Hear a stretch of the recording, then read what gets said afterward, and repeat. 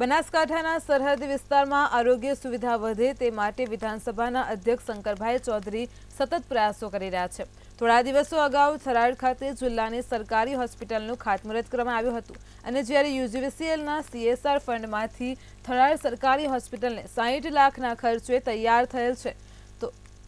NICU on વ્હીલ્સની નવી ભેટ મળી છે અને જેનું અધ્યક્ષ શંકરભાઈ ચૌધરીના હસ્તે કરવામાં આવ્યું છે।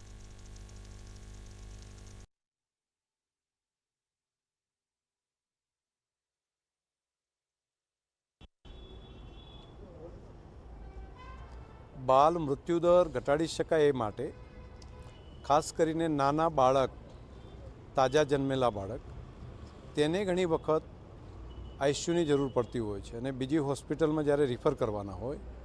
તો નાના બાળકો માટેનું આઈસીયુ ઓન વ્હીલ એ બનાસકાંઠા જિલ્લાની અંદર થરાદથી શરૂ થવા જઈ રહ્યું છે। કોઈ બાળકને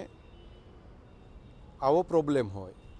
તો આઈસીયુ ઓન વ્હીલ જે રીતે મોટા માણસો માટે હોય છે તે જ પ્રમાણેનું નાના બાળકો માટેનું એની કેર સહિતનું અહીંયા વ્યવસ્થા કરવામાં આવી છે। હું યુજીવીસીએલ